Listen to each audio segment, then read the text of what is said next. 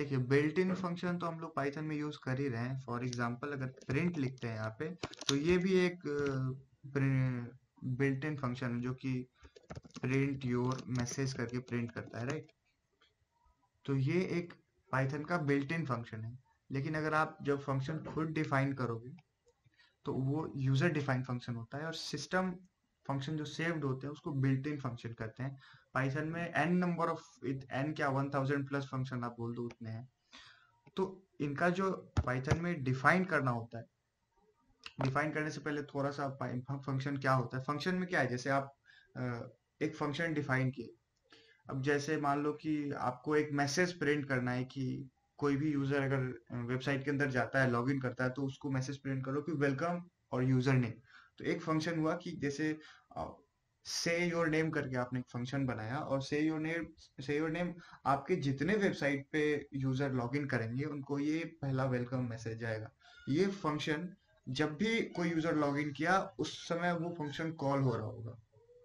तो rather than calling each and everyone's name every time when they log in, you just have like a trigger। और trigger ऐसे समझ सकते हैं कि ट्रिगर जब भी कोई यूजर लॉग इन किया तो उसको एक मैसेज ट्रिगर होगा वेबसाइट पे कि आपका फंक्शन कॉल का टाइम आ गया, फंक्शन कॉल हो जाओ और जाके यूजर के जो यूजर इंटरफेस है यानी वेब ब्राउजर है उस पे आप ये फंक्शन कॉल का मैसेज जो है वो प्रिंट करो। तो ये फंक्शन का फंक्शनैलिटी, इससे क्या हुआ कि ये बार बार ट्रिगर ये जो हो रहा है वो फंक्शन सेव है, तो रीयूजेबिलिटी जो कि होती है, मतलब हर बार बार फंक्शन को लिखना फिर रन करना, तो वो टाइम सेव हुआ हमारा। उसके बाद आपके जितने भी नंबर ऑफ ऑपरेशंस हैं, मोस्ट ऑफ द टाइम आप कहो कि आपका टाइम सेव होगा। और अगर टाइम सेव हुआ तो आपका फंक्शन ज्यादा फास्ट वर्क करेगा, ज्यादा रिस्पॉन्सिव होगा। तो पाइथन में जो अदर लैंग्वेजेस है, आप फॉर एग्जांपल कि एक सी लैंग्वेज आप लोग पढ़ें तो उसके उसको रिस्पेक्ट में लेते हुए मैं बस एक फंक्शन बनाता हूँ। फॉर एग्जांपल से वॉइड होता है ना, अगर आप कोई रिटर्न टाइप नहीं कर रहे हो यहाँ पे, तो मैं यहाँ पे लिख देता हूँ से माय नेम, राइट। और एक नेम इनपुट भी दे दो, ऐसे ही कुछ होता था। और प्रिंट एफ होता था, right. My name is modulo S and I think name, सही है। ऐसे कुछ होता था सी लैंग्वेज में। ये आपका रिटर्न टाइप है। रिटर्न टाइप का मतलब कि अगर इन केस आपका फंक्शन कोई भी चीज रिटर्न कर रहा हो तो उस केस में आप ये वॉइड रिटर्न टाइप लिख दो। अगर यहाँ पे कुछ रिटर्न नहीं कर रहे हैं, यहाँ पे अगर मैं कुछ रिटर्न कर रहा होता है जैसे रिटर्न 0 करके या फिर रिटर्न 1, तो जिस टाइप का रिटर्न होगा उसी टाइप का रिटर्न टाइप यहाँ पे लिखना होगा। उसके बाद ये फंक्शन नेम है, और फंक्शन पैरामीटर्स जो भी फंक्शन के अंदर आप जैसे नेम है तो वो आर्ग्यूमेंट है, फिर कुछ और नंबर ऑफ आर्ग्यूमेंट्स है वो वहाँ पे आप लिख सकते हो, तो वो फंक्शन के पैरामीटर्स होंगे। तो पाइथन में ये तो साथ सी लैंग्वेज है। पाइथन में जो डिफाइन करने का जो तरीका है, जैसे तो आप से माई नेम ऐसे लिखो और प्रिंट योर,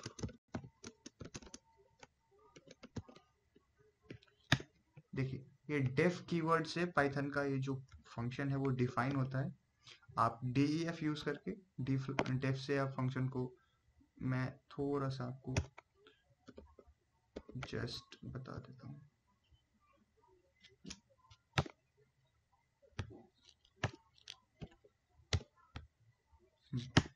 देखिए ये डेफ कीवर्ड है, जैसे किस तरह से कीवर्ड का मतलब आप समझ रहे हो कि स्टोर्ड कह सकते हैं कि रजिस्टर्ड है जिनका तरीका है जिससे फंक्शन डिफाइन होगा। उसके बाद यहाँ पे आप फंक्शन नेम लिखेंगे और अंदर में फंक्शन पैरामीटर होगा। ये पाइथन इंडेंटेशन के लॉ को फॉलो करता है। जहाँ पे सी लैंग्वेज में आप ये कर्ली ब्रेसेस लिखते थे, पाइथन में आप ये इंडेंटेशन यूज करोगे। इंडेंटेशन का मतलब कि देखिए 1 2 3 4 ये 4 स्पेसेस हैं, यहाँ पे इंडेंटेशन या तो इधर आप टैब स्पेस मार दो तो भी इंक्लूड करेगा, या फिर अगर टैब स्पेस नहीं लिखते हो तो उस केस में ये 4 स्पेस लेता है, ये तो आपको पता ही है। तो डेफ सेनेम मैंने यहाँ पे बनाया, और यहाँ पे चूंकि इसका, और यहाँ पे पाइथन में कुछ रिटर्न टाइप नहीं होता, आपको फंक्शन रिटर्न ऑटोमेटिकली कर देगा और आपको रिटर्न टाइप लिखने की जरूरत नहीं पड़ती। बस ये बेसिक स्ट्रक्चर है पाइथन में फंक्शन डिफाइन करने का। डेफ लिखा, फंक्शन नाम लिख दिया, उसके अंदर फंक्शन के अंदर जो भी पैरामीटर है वो जो भी रिटर्न कर रहा होगा वो रिटर्न करेगा। उसके बाद में वो जिसको भी रिटर्न करेगा वो वैल्यू कहीं ना कहीं स्टोर करके ऑटोमेटिकली कॉल करके प्रिंट हो जाएगी, लेकिन आपको वो रिटर्न टाइप लिखने की जरूरत नहीं है यहाँ पे। तो यहाँ पे जैसे मान लो कि मैं यहाँ पे एक फंक्शन बनाया हूँ, तो इसको कॉल करते हैं यहाँ पे, राइट। तो कॉल करने का जस्ट तरीका यही है कि आपको उस फंक्शन का नाम और ये फंक्शन का नेम के साथ ऐसे ये जो ब्रैकेट्स हैं वो लिखना है और आपका ये फंक्शन कॉल होगा। मेरी आई एम ऑडिबल, राइट?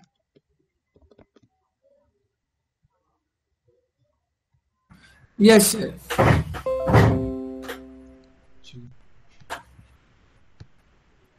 तो अभी एक छोटा सा, जैसे फॉर एग्जांपल अगर मैं स्क्वायर 2 नंबर का करना चाहता हूँ, तो जस्ट मैं आपको देखिए, ये स्क्वायर है, स्क्वायर किसी 2 नंबर को, किसी एक नंबर को लेगा और आपस में मल्टीप्लाई करके और वो स्क्वायर प्रिंट करेगा। तो जैसे यहाँ पे हमने लिखा एक डेफ नाम से स्क्वायर बनाया, स्क्वायर में एक नंबर जो कि पैरामीटर है, और 2 तरीके हैं, या तो आप नम स्टार स्टार 2 कर दो, मैं हमने 2-3 तरीके देखे थे ना, वो दोनों 3 तरीके मैं यहाँ पे यूज कर लूंगा। देखिए, अब जो आप इस मैसेज को प्रिंट कर रहे होंगे तो ये जो the square of the given number is 36, आप यहाँ पे चूंकि ये ऑब्जेक्ट जो बना हुआ है, सॉरी ये ऑब्जेक्ट वेरिएबल जो बना हुआ है, ये रिटर्न कर रहा है यहाँ पे कुछ। तो इन केस अगर आपका कोई फंक्शन जो कुछ रिटर्न कर रहा हो वैल्यू को, तो वो आप वैल्यू को कहीं स्टोर कर लीजिए, आपको यहाँ पे कुछ लिखने की जरूरत नहीं। सी लैंग्वेज की तरह यहाँ पे इंट लिख दिया, फिर से वो स्टोर करके वो वैल्यू को लिख देगा, नहीं, वो नहीं। जस्ट आपने ये फंक्शन बनाया, फंक्शन बनाने के बाद आपने नम स्टार स्टार 2 लिख दिया, या फिर आपने जस्ट मैथ डॉट पी लिख दिया, उसके अंदर ये जो पहली वैल्यू है उसको, उसके बाद दूसरी वैल्यू लिख दी, यानी नम की वैल्यू और दूसरी वैल्यू 2 है, तो भी जो आपकी वैल्यू है वो 36.0 आई।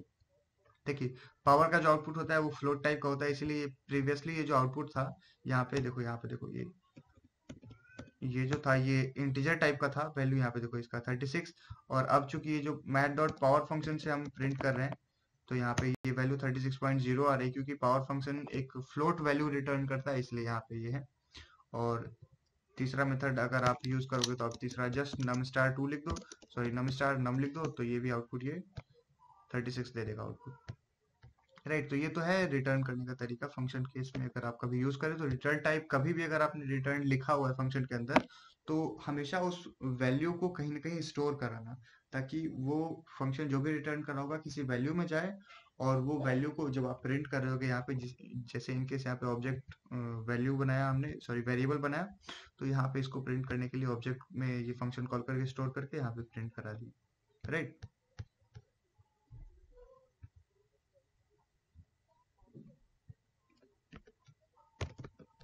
एक और एग्जांपल देखिए यहाँ पे, जैसे मैं यहाँ पे लिखता हूँ, फंक्शन के अंदर स्ट्रिंग वैल्यू लिया और उसके अंदर जितना भी उसका लेंथ है वो मैं प्रिंट कराना चाहता हूँ।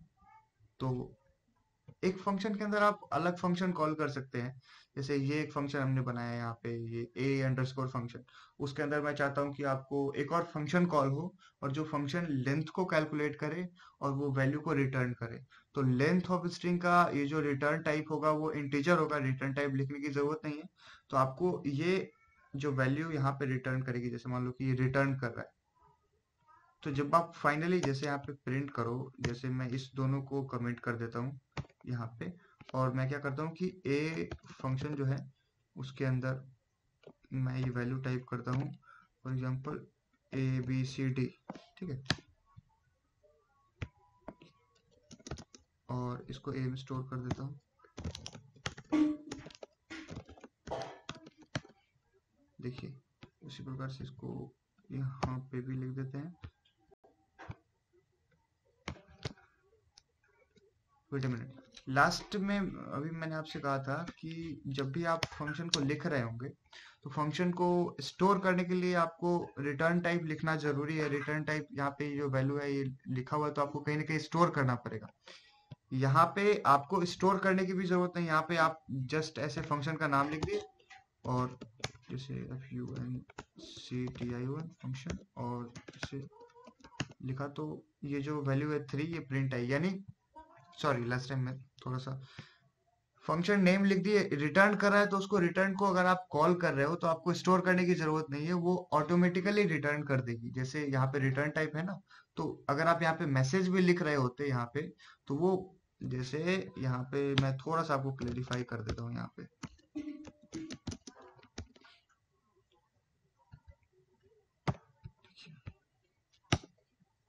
देखिए, और अब मैं इसको स्टोर करता हूँ ए में, राइट, और फिर मैं मैसेज को प्रिंट करूंगा यहाँ पे। देखिए तो रिटर्न कर रहा था वैल्यू ए, राइट। देखिए देखिए थोड़ा सा आप लोग थोड़ा ध्यान से देखिएगा यहाँ पे कि ये हो क्या रहा है। देखिए यहाँ पे मैसेज मैंने एक फंक्शन बनाया था, ये प्रिंट आई एम राज, और रिटर्न कर रहा था ये लेंथ ऑफ स्ट्रिंग। तो मैंने थोड़ा देर पहले आपसे कहा था कि जब भी फंक्शन कोई रिटर्न कर रहा होगा तो आप कोशिश कीजिए कि उस वैल्यू को कहीं ना कहीं स्टोर कराने के लिए कोई वेरिएबल बना लीजिए।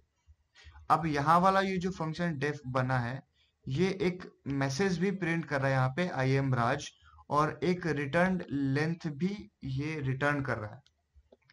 तो मैसेज प्रिंट कर रहा है और लेंथ रिटर्न कर रहा है, तो ये जो वैल्यू यहाँ पे कॉल होगी तो ये प्रिंट फंक्शन स्टोर नहीं होगा ए में, यानी ये जो प्रिंट फंक्शन है ये वाला यहाँ पे ये ए में स्टोर होगा नहीं यहाँ पे। बट ये यहाँ पे जब भी आप मैसेज यहाँ पे प्रिंट कर रहे होंगे वो मैसेज ऑटोमेटिकली कॉल हो जाएगा और प्रिंट हो जाएगा। जैसे यहाँ पे अगर मैं प्रिंट ए नहीं लिखता हूँ, ये जस्ट ये फंक्शन को कॉल कर रहा हूँ यहाँ पे, और कॉल करके ये वैल्यू स्टोर करा रहा हूँ यहाँ पे। तो ये वैल्यू स्टोर हो रही है ए में, लेकिन चूंकि ए फंक्शन यहाँ पे कॉल हो नहीं रहा है, यहाँ पे एक store print I am Raj statement लिखा हुआ है। तो मैं जैसे ही इसको रन करूंगा तो ये आई एम राज वाला स्टेटमेंट रन हो जाएगा, और ये जो वैल्यू है रिटर्न वाली वो इस ए में असाइन हो जाएगी। और अब जब मैं इस वैल्यू को प्रिंट करूंगा तो यहाँ पे ये वैल्यू प्रिंट हो जाएगी। और अगर मैं केवल और केवल यहाँ पे इस फंक्शन का नाम लिख देता हूँ तो मुझे ये प्रिंट ए वाले स्टेटमेंट भी लिखने की जरूरत नहीं होगी, ये केवल रिटर्न लेंथ स्ट्रिंग जो होगा वो भी फाइनली प्रिंट होके आ जाएगा यहाँ पे। देखिए ये छोटा सा डिफरेंस समझ में आया आपको?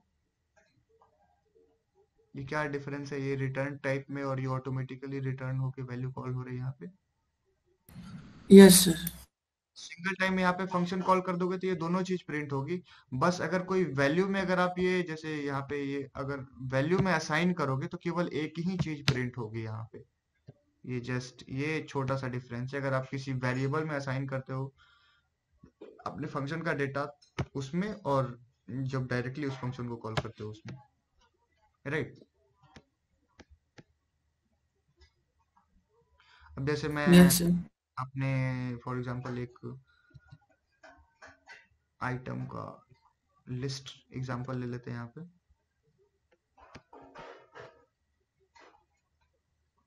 और लिस्ट के स्क्वायर को ऐड करते हैं उसमें। जैसे यहाँ पे देखिए एक आइटम है, this function will find the square of item in the list, और उसके बाद वो जो स्क्वायर होगा वो रिटर्न कर देगा। जैसे एक लिस्ट हमने लिया, यहाँ पे एक लिस्ट है माई लिस्ट, और इसका स्क्वायर इसके आइटम इसके अंदर जितने भी आइटम है उसका स्क्वायर करके और ये स्क्वायर वाले जो लिस्ट है उसमें इनिशियलाइज करना है। तो ये सबसे पहले क्या होगा कि हमने ये एक फंक्शन बनाया डेफ स्क्वायर करके, उसके अंदर एक लिस्ट पास कर रहे हैं। आप डायरेक्ट आपको कोई रिटर्न टाइप लिखने की जरूरत नहीं है, ना ही यहाँ पे लिस्ट किस टाइप का है उसको लिखने की जरूरत है। आप केवल और केवल ये लिस्ट आप यहाँ पे बनाए और उसी लिस्ट को यहाँ पे आपने पास कर दिया। चूंकि लिस्ट को मैंने माई लिस्ट में स्टोर किया हुआ है तो माई लिस्ट का variable name you can provide this thing here as well rather than just putting this item list. आप यहाँ पे डायरेक्ट ये लिस्ट को भी डाल सकते हो, उसमें भी काम हो जाएगा, बट यहाँ पे चूंकि थोड़ा नेमिंग कन्वेंशन को फॉलो करना है तो उसके इसमें यहाँ पे हम आइटम लिस्ट में असाइन करके, और जो भी आइटम लिस्ट है जैसे यहाँ पे आइटम लिस्ट है तो आइटम लिस्ट का मतलब हुआ कि इस पूरे ये जो फंक्शन है उसके अंदर यहाँ पे जो भी वैल्यू इनिशियलाइज होगी वो इसी नाम से जानी जाएगी। जैसे मैंने यहाँ पे माई लिस्ट नाम से ये एक लिस्ट बनाया हुआ है, बट जब यहाँ पे इसको हम माई लिस्ट पास कर रहे हैं तो इस फंक्शन के अंदर वो आइटम लिस्ट नाम से जानी जाएगी, ना कि माई लिस्ट नाम से जानी जाएगी। क्योंकि यहाँ पे आइटम लिस्ट में पास की गई है वैल्यू, तो ये आइटम लिस्ट है। और अब ये जो वैल्यू प्रिंट होगी फाइनली, वो स्क्वायर, इसका भी स्क्वायर अपेंड हो जाएगा यहाँ पे, 52 का भी स्क्वायर और 8 का भी स्क्वायर अपेंड होकर प्रिंट हो जाएगी।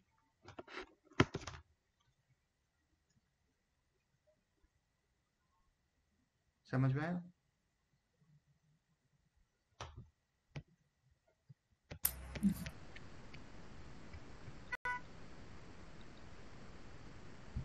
Yes.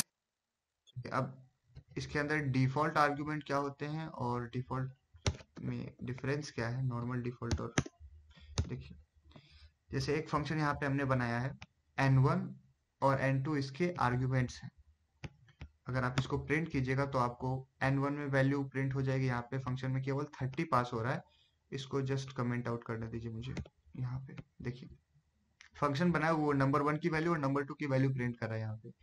अब मैं इस फंक्शन को कॉल कर रहा हूँ पासिंग ओनली वन आर्ग्यूमेंट, जैसे 30 यहाँ पे केवल पास किया है। तो पहला जो वैल्यू होगा वो n1 है और दूसरा वैल्यू है n2। तो n2 में क्या किया है मैंने कि वो ऑटोमेटिकली एक, जब भी फंक्शन कॉल हो रहा होगा तो वैल्यू इनिशियलाइज कर दिया है n2 में। तो इन केस अगर कोई फंक्शन कॉल हो रहा है और फंक्शन कॉल होते वक्त ये वैल्यू इनिशियलाइज नहीं कर रहा है, जैसे यहाँ पे अगर जैसे 34 है, अगर 34 इनिशियलाइज नहीं हो रहा है तो उस केस में इस वैल्यू में 20 ऑटोमेटिकली इनिशियलाइज कर दो। अब ये देखिए यहाँ पे मैंने फंक्शन कॉल करते वक्त ये 30 और 34 पास की, तो यानी n1 और n2 में 30 और 34 पास हुई है। लेकिन just in case if someone is not passing the value, for example n1 और n2, तो उस केस में आप चाहते हो कि at least a basic value present हो ताकि हमारा प्रोग्राम एरर ना करे। उस केस में आपने n1 equals to sorry n2 equals to 20 लिख दिया है, तो आपका प्रोग्राम डिफॉल्ट में ये n2 प्रिंट करेगा 20। ये हो गया डिफॉल्ट आर्गुमेंट,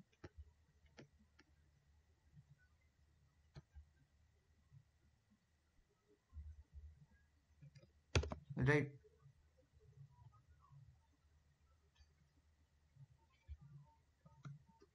अब कीवर्ड आर्गुमेंट देख लेते हैं। कीवर्ड आर्गुमेंट का मतलब होता है कि उस वैल्यू को उस वेरिएबल के साथ इनिशियलाइज होकर फंक्शन में पास करना। अब जैसे यहाँ पे देखो ये फंक्शन है, ये n1, कीवर्ड का मतलब समझते हैं, ये n1 जो है इसी को कीवर्ड है, ये कीवर्ड है। देखिए इस फंक्शन में मैं डेफ नाम का फंक्शन से डेफ कीवर्ड से डिफाइन कर रहा हूँ, फंक्शन का नाम फंक्शन है, उसके अंदर n1 और n2 वैल्यू पास किया। एक चीज हमेशा याद रखिए कि जिस ऑर्डर में आपकी फंक्शन वैल्यू को कॉल कर रही है, जैसे यहाँ पे n1 है तो n1 पहले हो रहा है, फिर n2 बाद में हो रहा है। तो जब आप फंक्शन में पास कर रहे होंगे तो जैसे ऐसा नहीं है कि आपने यहाँ पे n1 में 4 असाइन कर रहे हैं फिर 5 असाइन कर रहे हैं, तो आप चाहते हैं कि n2 में असाइन हो जाए 5। तो जिस ऑर्डर में आपकी वैल्यू कॉल हो रही है उसी ऑर्डर में आप वैल्यू असाइन भी करोगे। जैसे n1 में असाइन होगा यहाँ पे 4, फिर n2 में असाइन होगा 5। लेकिन अगर आप चाहते हो कि मेरा ये जो ऑर्डर है वो मेंटेन ना रहे, मैं पहले बार जैसे मैं n2 में चाहता हूँ 4 हो जाए, जैसे आप चाहते हो कि n2 में मेरे पास 4 हो और n1 में जो वैल्यू हो वो मेरी हो 5, राइट। तो अब जब ये देखो, अब ये जो वैल्यू है आप क्या करो कि आप उस कीवर्ड का नाम लिख दो वहां पे, उसके बाद कॉमा लेके और उसमें वैल्यू इनिशियलाइज कर दो, तो ये हो जाएगी पासिंग बाय कीवर्ड नेम। अब यहाँ पे देखिए, यहाँ पे क्या था कि 50 और 30 ये फंक्शन में इनिशियलाइज हो रहा है, लेकिन जब ये 50 30 n2 और n1 के नाम से इनिशियलाइज होगा तो उस केस में n2 में वैल्यू जाएगी और n1 में वैल्यू जाएगी। यहाँ पे ये जो नेमिंग है जैसे n1 और n2 है किस ऑर्डर में है उससे कोई मतलब नहीं होता है। आप केवल और केवल अगर n2 में ये लिख दिए हो तो भी काम हो जाएगा यहाँ पे, और ये रन करेगा, राइट। समझ में आया? अब देखिए, अब हेलो, समझ में आया ना आप लोग को? Yes sir. चलिए देखिए, अब यहाँ पे चूंकि ये n2 में कोई डिफॉल्ट वैल्यू इनिशियलाइज नहीं है, तो यहाँ पे ये पहला बार जब फंक्शन कॉल होगा तो वो रन करेगा 100%, लेकिन दूसरी बार में केवल मैं एक ही वैल्यू डाल रहा हूँ, तो रन करेगा या नहीं करेगा? टेस्ट कीजिए, देखिए यहाँ पे एक एरर आ जाएगा। देखिए function missing one required positional argument n2। एक यहाँ पे n1 में तो वैल्यू डाल दिया, लेकिन n2 में ये जो वैल्यू है वो नहीं डाली, इस केस से यहाँ पे एरर आ रहा है। इनकेस अगर आप यहाँ पे n2 में वैल्यू बाय डिफॉल्ट 3 डाल दो तो ये फंक्शन एरर नहीं आएगा, ये आपको आउटपुट दे देगा। अगर आपने नहीं दिया है वैल्यू तो आपको ये बेसिक डिफॉल्ट आर्ग्यूमेंट डालने पड़ेंगे वहां पे। ये है keyword argument, non keyword argument में डिफरेंस।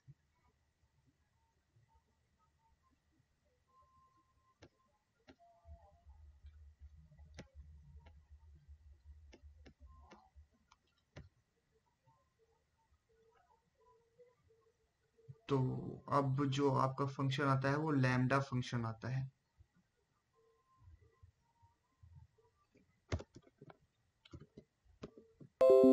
ये तो हो गया एक बेसिक तरीका आपको जब फंक्शन डिफाइन करना, बट कहीं कहीं पे आपका फंक्शन जो है वो केवल एक दो लाइन का होगा। फॉर एग्जांपल स्क्वायर फंक्शन है यहाँ पे स्क्वायर, तो आपको इतना ज्यादा कोड लिखने की क्या जरूरत है इतना स्क्वायर कोड में। ये तो स्क्वायर कोड एक से दो लाइन में केवल रिटर्न ही कर रहा है एक नंबर का स्क्वायर। तो आप एक लैम्डा फंक्शन आता है जो कि फंक्शन का एक शॉर्ट फॉर्म है लैम्डा फंक्शन। उसका मतलब ये होता है कि उसके अंदर पहले आर्गुमेंट डालो, जिस टाइप के आर्गुमेंट होंगे उसका एक्सप्रेशन क्या होगा, और उसके बाद वो आउटपुट दे देगा। जैसे मैं यहाँ पे आपको छोटा सा डेमोन्स्ट्रेशन दिखाता हूँ, देखिए ये रहा। देखिए इसको प्रिंट करते हैं, यहाँ पे ये 20 और 30 का वैल्यू जो है वो ऐड करके और प्रिंट कर देगा। ये लैम्डा अंडरस्कोर नाम का फंक्शन बनाया है, ये जस्ट एक शॉर्ट हैंड वे है फंक्शन को डिफाइन करके और उसमें वैल्यू इनिशियलाइज करके आउटपुट लेने का। यहाँ पे मैं एक फंक्शन डाला हूँ, ये पहला ये जो आर्ग्यूमेंट है आर्ग्यूमेंट 2, इसका मतलब हुआ कि इसके अंदर ये एक्सप्रेशन याद रखिए लैम्डा फंक्शन को डिफाइन करने का, कि सबसे पहले लैम्डा ये जो नेम है ये हमेशा होगा उसमें।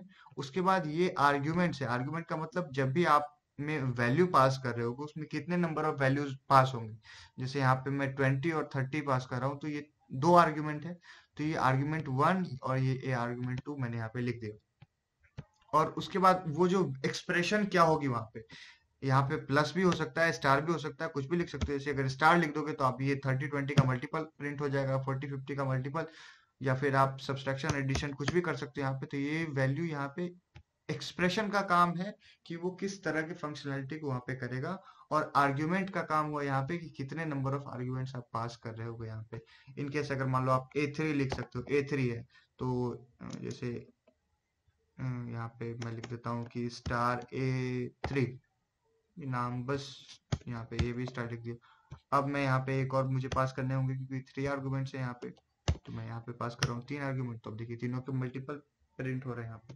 तो ये शॉर्ट हैंड वे है। अब अगर मान लो कि आपने ये स्क्वायर फंक्शन डिफाइन करना था, तो अब जैसे SQRE मैंने लिख दिया, LAMBDA लैम्डा लिख दिया, फिर आर्गुमेंट में मुझे केवल एक नंबर ही पास करना है और उसका स्टार प्रिंट करना है, स्क्वायर प्रिंट करना है, राइट। तो मैं जस्ट अगर मैं यहाँ पे SQRE लिखता हूँ और उसमें मैं पास करता हूँ 7, तो ये ऑटोमेटिकली 49 प्रिंट कर देगा। ये जस्ट एक सिंगल छोटा सा तरीका है, मतलब फंक्शन को भी थोड़ा और छोटा कर दिया है, और उसको कॉल करने का मतलब जो जस्ट नंबर ऑफ कोड्स जो है लाइन के वो सेव हुए हैं इसमें। ये तरीका है लैम्डा फंक्शन को डिफाइन करके कॉल करने, राइट। समझ में आया सबको? Yes sir. और ये जो भी यस सर।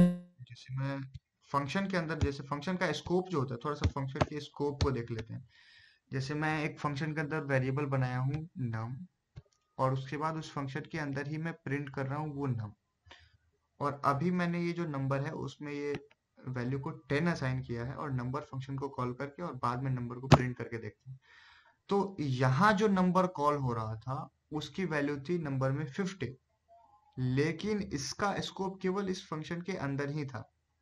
तो अब की बार जब ये नेक्स्ट टाइम नम कॉल हो रहा है यहाँ पे, तो अब ये वैल्यू नम में असाइन हो गई है 10,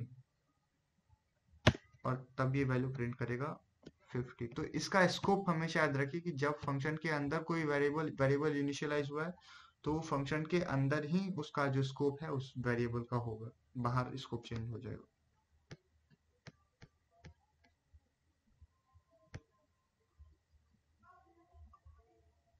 आप एक और काम कर सकते हैं, जैसे फंक्शन के अंदर आप नेस्टेड फंक्शन भी डाल सकते हैं। वैसे नेस्टेड फंक्शन तो हमने देखा है, एक फंक्शन के अंदर फंक्शन डिफाइन करना।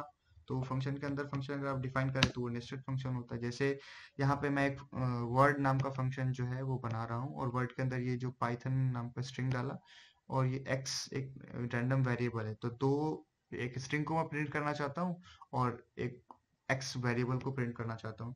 तो वर्ड फंक्शन के अंदर जब भी कॉल होगा तो मैं, ये देखो यहाँ पे नंबर फंक्शन कॉल हो रहा है।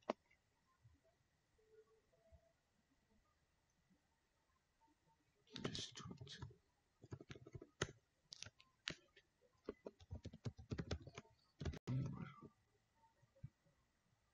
Why is this number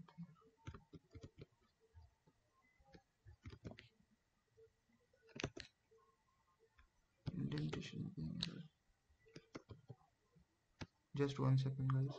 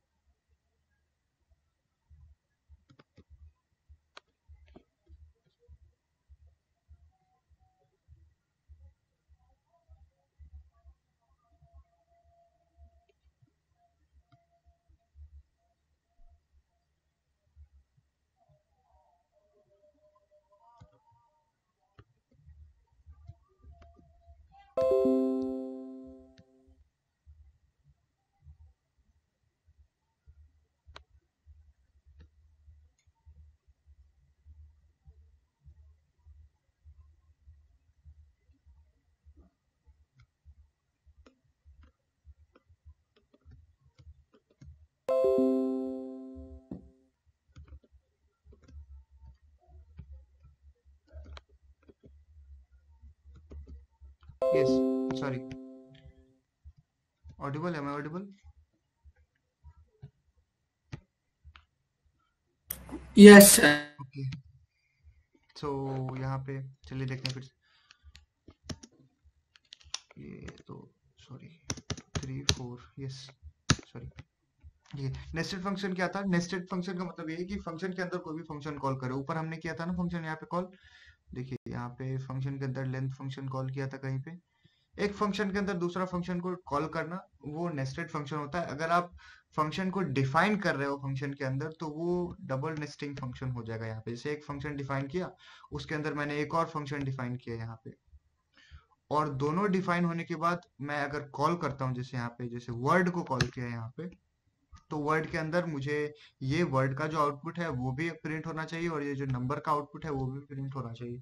तो केवल वर्ड को कॉल करने से ये नंबर फंक्शन को भी कॉल करना जरूरी हो गया, ये ऐसा नहीं है। तो अगर जैसे मान लो कि मैं यहाँ पे नंबर फंक्शन को कॉल नहीं करता हूँ और कुछ भी प्रिंट करके देखता हूँ कि ये वर्ड में प्रिंट हो रहा है या नहीं, राइट? यहाँ तो अभी जैसे यहाँ पे मैं मैसेज लिख सकता हूँ कि now number function is called, नहीं ये वर्ड फंक्शन है ना, तो ये वर्ड लिखते हैं, वर्ड इज कॉल्ड, और यहाँ पे मैं लिख देता हूँ मैसेज कि नाउ नंबर इज कॉल्ड। ठीक है, अभी मैं नंबर को कॉल नहीं कर रहा हूँ, अभी मैं वर्ड को प्रिंट करता हूँ। देखिए अभी जब मैं वर्ड को कॉल कर रहा हूँ तो ये केवल वर्ड का डेफिनेशन इसके अंदर है, मतलब नंबर का केवल डेफिनेशन है वर्ड फंक्शन के अंदर। लेकिन मुझे अगर नंबर फंक्शन को कॉल करना होगा तो हमें नंबर फंक्शन को यहाँ पे ही कॉल करना होगा। नंबर फंक्शन कॉल किया और अब मैं इसको प्रिंट करूंगा तो ये नंबर फंक्शन कॉल का भी प्रिंट करेगा मैसेज, राइट? मतलब कि आप डिफाइन कर रहे हो एक फंक्शन के अंदर दूसरा फंक्शन, लेकिन दूसरे फंक्शन को तभी कॉल करो आप जब उसी के अंदर ये जो फंक्शन है, आप चाहते हो कि ये जो नंबर फंक्शन है ऑटोमेटिकली कॉल हो जाए। जब वर्ड फंक्शन कॉल हो तो आपको डिफाइन करने के बाद उसी नेस्टेड तरीके में उस नंबर फंक्शन को कॉल करना है, ताकि जब आपका प्रीवियस ये एज अ चाइल्ड फंक्शन कह सकते हो, ये पेरेंट फंक्शन हुआ वर्ड का और ये नंबर इसी वर्ड का चाइल्ड फंक्शन हुआ। तो ये जो पेरेंट फंक्शन है उसको कॉल करो तो ये चाइल्ड फंक्शन ऑटोमेटिकली कॉल हो, तो आपको ये ऑटोमेटिकली कॉल यहाँ पे लिखना पड़ेगा ताकि आपका ये फंक्शन वो ऑटोमेटिकली कॉल हो जाए।